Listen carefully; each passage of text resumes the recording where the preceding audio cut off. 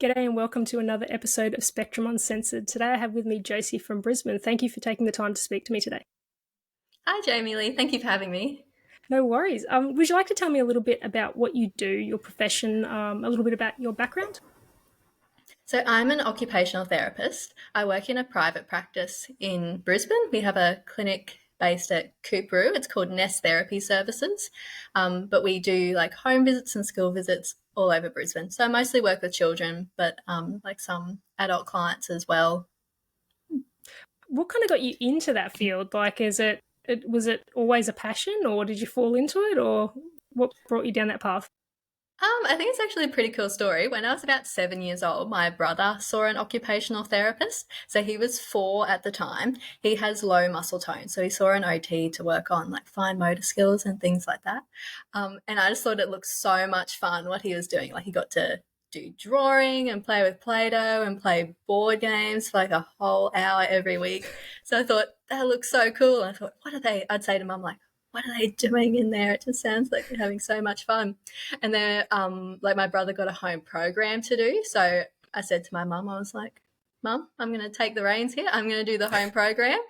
And yeah, it was just like so much fun. So all the way throughout my schooling, like that was something that I thought, like I could see myself doing. I think I've always had like quite a caring nature, and I've always loved working with kids.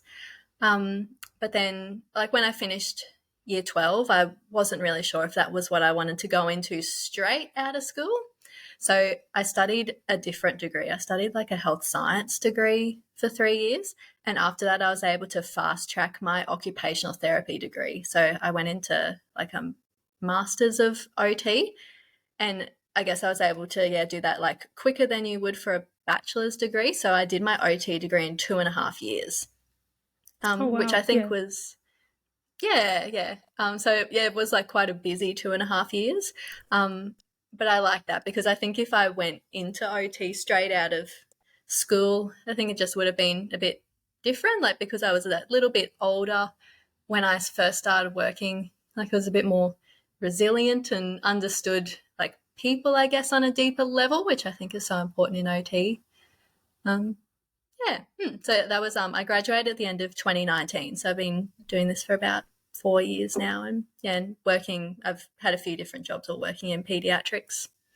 Yeah. Yeah. Well, that's just it. Timing's everything. And Mm. when you've got a little bit extra maturity behind you and things like that, that can make all the difference. And knowing what you want to Mm. do from such a young age is really awesome. Like people, Mm. I was still trying to work out what I wanted to do not that long ago. So it's Mm. really hard to try and pinpoint. Some people kind of just know straight away, and others are like, I don't know what I'm doing.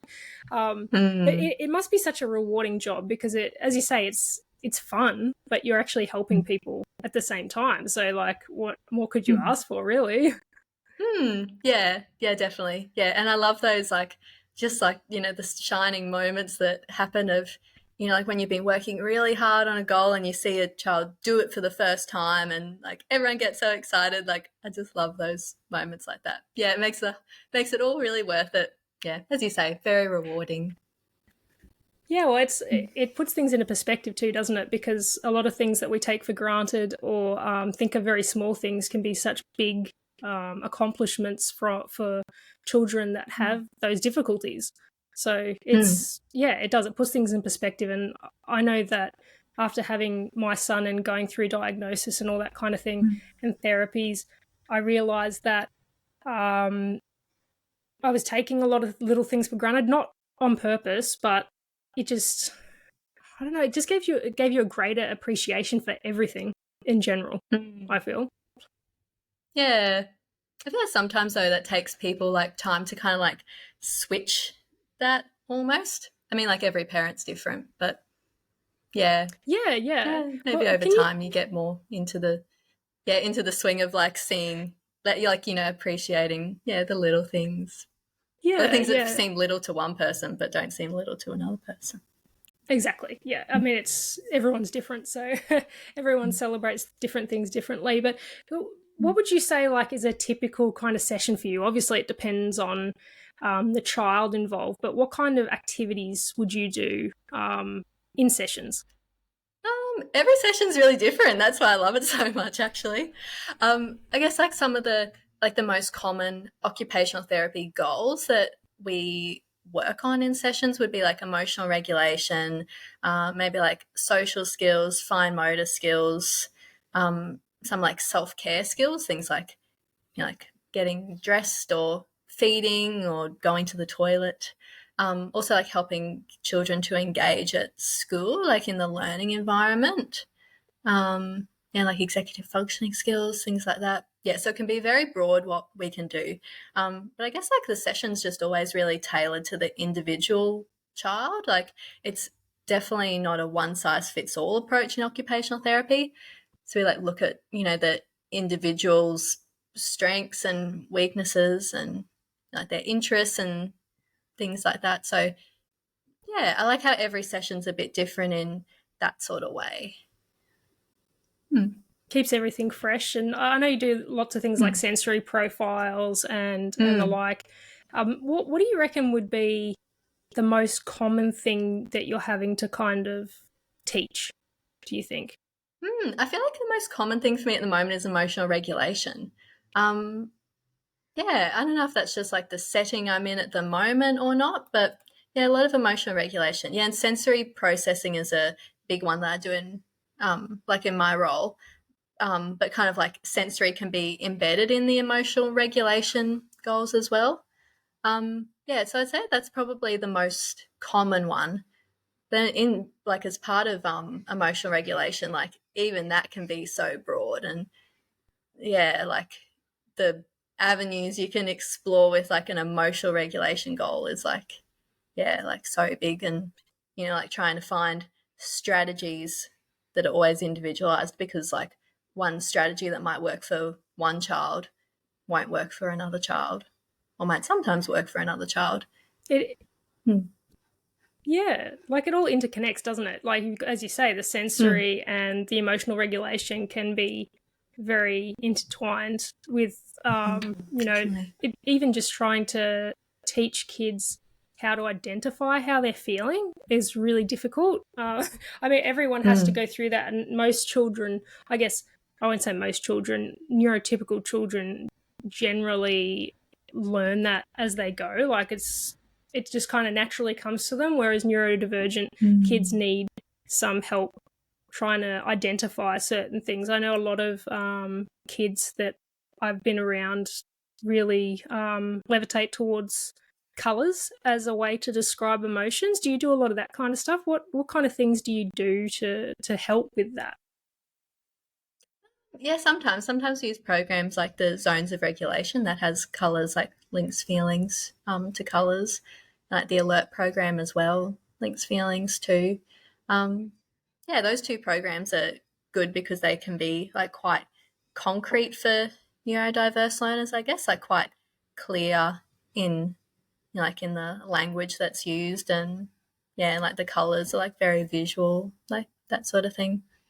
It's interesting because every professional I talk to has a slightly different approach. So it's really nice to see that, as you say, it's not one size fits all, and everybody Mm. thinks differently and approaches things in different ways. So it's really nice to chat to people to it's almost like brainstorming but unintentionally, because you're kind of Yeah. talking about different ways to do stuff, and yeah, something might pop up and someone might Mm. go, oh, that might work for my kid. I mean, for my son, Mm. he, I suppose because he's had some bad experiences when it comes to colors, like there was a lot of language like red choice and green choice with Yeah. behaviors, and that wasn't very helpful for him in the end. It was quite PTSD inducing, to be honest with you. So Mm. he for a very long time he didn't like the color red, and it's really hard to kind of get across to children that red, I mean, red means stop. Red is generally a Mm. negative color, but then we also attach red to angry. But angry isn't a negative emotion as such. It's what you do with the anger that is either positive or Mm. negative. So that was very difficult to try and get across to him, because usually when it comes to describing emotions, you've got like blue is sad and red is angry. So it kind of unintentionally shames people for feeling an emotion. that they shouldn't feel Mm. ashamed for feeling, because it's natural to get angry. Everyone gets angry, but as I say, it's all about what you do with it. And when you can't emotionally regulate, anger tends to be very explosive and destructive. So it's difficult. And I guess you would deal with that in sessions, trying to find better ways to um, release that anger. Mm. Yeah. Yeah, like what do you say about like tying the I don't even know how to explain it. Yeah, like the colors having like certain like weights behind them. That's like so many discussions I have like every day, like based around that, because like all the emotions are okay and everyone feels all of the emotions.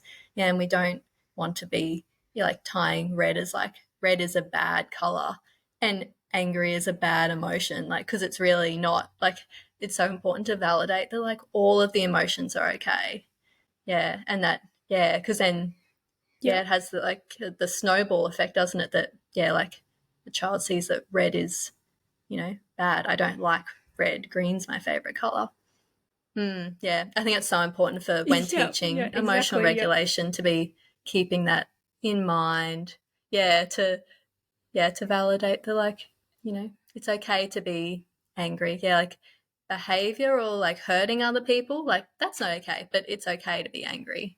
And it's difficult too, because everyone talks about how can I manage this in every situation, and it's very, very difficult to have one solution for every situation. It's you can't, like, people say, "Oh, get a punching bag and punch when you're angry." But what if we're in Woolworths? Like, then what do we do? We can't Mm. just whip out a punching bag and and punch it out. Mm. So it's really, really difficult. You got to be able to think outside the box with that stuff. And I think when people think angry, they think violence. They don't think soothing, which is what you really should be thinking about. How do you soothe the anger rather than force the anger out? That it's really hard to adjust your way of thinking with that stuff. And that's Mm. I struggled with that, especially in the beginning, being very aware of my language and the way I spoke or Mhm. worded things. Even, I can't say to my son, no climbing. I have to say feet on the ground. So you've got Mm. to use a positive way of saying something instead of a negative Mm. way, especially if you're using no. You'd get I imagine you'd have a lot of kids come through with things like PDA, which telling Mm. them not to do something, or ODD even, telling them not to do something is not necessarily going to work. It's potentially going to make it worse. So it's Mm. you'd have to really, I imagine that would tie into, like, speech would tie into OT in a way too. Mm. Yeah, I think so, yeah. Oh, PDA is so interesting to me. Yeah, I've been doing a bit more, like, learning into it recently because it's like when you're in the room with a client with PDA, it's like you have to think about every single word that comes out of your mouth because, like, the language and, like, how you frame, like, everything you say, like, is, really crucial. Yeah, which I find that really interesting. And I think it might be sometimes easy to forget to use like the PDA friendly language at all times. Yeah, that's an interesting one. I, I've got a Mm. friend that her daughter has PDA, and it's very much kind of a walking on eggshells kind of life, just because, as you say, you're always thinking about how you're going to word something, how you're going to say something to get a point across. It's almost like um, you're trying not to shame a child, but you wouldn't be intentionally doing that. It's just it comes across that way to that child, or Mm. that you're being pushy, and it's kind of pushing them over the edge. So it's very it's an interesting thing I didn't know much about until my friend's child was diagnosed with it, and I was like, oh, okay. And I could Mm. see a little bit of that in my child too, but it's very, very hard to differentiate between a lot of these diagnoses because a lot of them have very overlapping or similar traits. So it's difficult, especially when you've got comorbid relationships within diagnoses. So um, it's definitely, all you can really do is research and get up to date with all of those things. Mm. Yeah. And I feel like we're like learning so much about neurodiversity like every single day, like even thinking about, like what we knew about some of these diagnoses 5 years ago is completely different to what we know now. Yeah, and I mean, we've got medications and things now too, which that kind of plays another role in everything. It can change what we thought we knew about a certain diagnosis, and it doesn't muddy the waters, but it just puts a different spin on things for each individual person. And I mean, medication works for some people, it doesn't work for others. It's not there's no magic pill for any one thing. Sometimes you're literally just taking medication and swapping out severe symptoms for less severe symptoms, things like that. I think a lot of people think that we go off the kind of wanting a cure without wanting a cure. Like it's kind of hard to describe, I think, but we're kind of chasing a dream, I feel, of like this is going to solve all the problems. It's not. Like occupational therapy, for example, it's going to teach a child certain things the way they need to be taught. Is it going to cure their autism? No. Is it going to make them less neurodivergent? No. That's their brain, but it's being given the tools to be able to manage things and teach that child according to the way that suits them best. Yeah, exactly. Yeah. Yeah, it's funny you should mention that like something I've been really interested in occupational therapy is this movement towards neurodiverse affirming practice. I think this is something that's like, it's only really gained traction, I would say, in the last like year or so, but there's a lot more OTs like having these conversations about neurodiverse affirming practice, which I think is really cool because it's like a way of thinking that really embraces the strengths of the neurodivergent individuals, and like it sees that like neurodivergence is not something like to be fixed, as you said, like to cure your autism, like with air quotes. So it's like really it's like very strengths based, not deficit based, because like in the past there was some therapies around that like aim to change the neurodiverse person or almost like teach them to fit in with the neurotypical person. But like now we know that, just like there's like completely different ways of, thinking about if there's a social skills goal listed on the NDIS plan, like we think about, okay, how do we use neurodiverse affirming practice in that sort of way? Because like in the back in the day, sometimes goals are brought into occupational therapy where we didn't know, or we had to think about like, is this goal that has been formulated benefiting the child, or is it based on an expectation from a neurotypical person? Like, is this goal just going to make the teacher's job easier? Is this goal going to make the other children in the classroom feel more comfortable? So it's about supporting the environment and not changing the person. Definitely, like there's a lot of shame that came with a lot of things, like stimming, for example. People are like, that's weird, but like it's not hurting anybody. Well, provided it's not hurting anybody, but it's just like let that kid flap, let that kid spin around in a circle for a minute. Like it's and that's exactly like how you were saying that it's all neuro affirming. So we've got, we should be celebrating everybody. It doesn't matter if you're different. Everybody has something to give and something to contribute. And doing therapies in a positive way is, it should just go without saying, shouldn't it? You don't want to be pretty much telling this person that their whole life is just a negative bubble, because that's kind of how it came across in the beginning. It was very much like diagnosis, doom and gloom, negative, negative, negative. There was never any positive things. So people are being diagnosed and then going through life thinking they're just a whole bunch of negative instead of focusing on the positives. Like obviously you can't ignore, it's not negatives, you can't ignore the challenges, but you can put positive spins on the majority of things. Yeah. And taking like a strengths based lens more than like the deficit based lens, hey, of thinking of like all the things that are negative. We're Go. constantly told, focus on what you're good at. And yeah, instead of Mm. don't focus, everyone always says focus on the positives, not the negatives. So why isn't that kind of put into practice with everything in general? Mm. Yeah, yeah. And like an example of like an example that usually comes to mind when I think of neurodiverse affirming practice is like back in the day, maybe like a goal was for a child to give eye contact to his teacher and the other children in his class. And so like therapies, it might have been occupational therapy, but it also could be, the other types of therapies would then like try and teach this skill, but like that was not neurodiverse affirming, like it was, just a completely, I feel like now we have a completely different way of thinking about, like goals such as that. And I think like a key part of that comes from understanding the lived experience of being neurodivergent. And I really like how, all the researchers and the experts are talking to people who are neurodivergent to learn about like, you know, what do they like? What do they don't like? This sort of thing has worked for me. This sort of thing has not worked for me.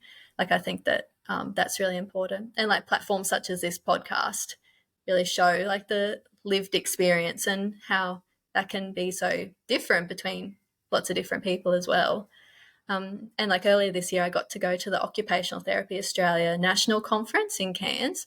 And I definitely saw that there was like a shift there to be talking about lived experience of, like neurodivergence, but also, health conditions or disability when, like when thinking about what we need to do as occupational therapists to support these populations. So I think that's really crucial that, that we are thinking about, the actual people who are also engaging in our therapies.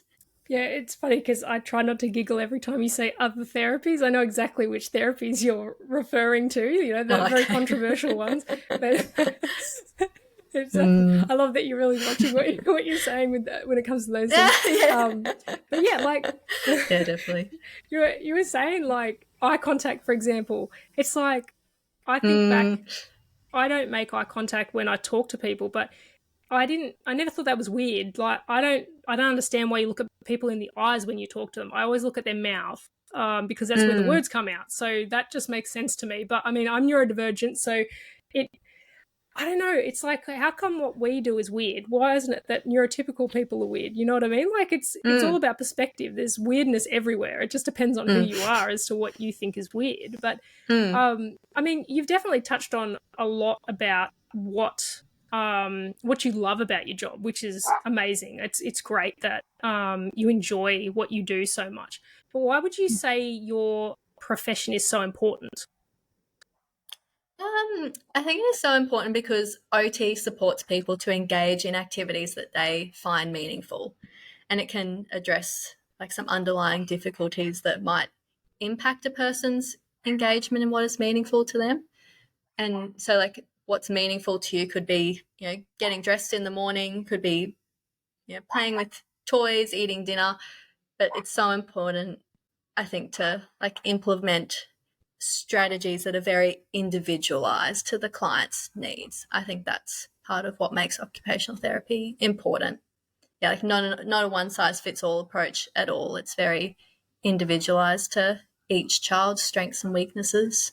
It's a very inclusive thing. So it's just amazing because obviously we need inclusivity in everything that we do, no matter who we are. So it's definitely nothing but positive things coming out of OT and speech, and it's not about shaming people for being different. It's about giving them a leg up where it's required to make sure they can, live their best life, really. It's and it doesn't, I don't think it really stops when you're a child. There's still adults that need occupational therapy and the Mm. like. So it's I mean, what you do is absolutely amazing. So I mean, just keep doing what Mm. you're doing. I'm glad that you love your job. That definitely makes it a whole lot easier, doesn't it? You'll never work a day in your life now. Yeah. So Yeah, I um love it. It's really the best job in the world.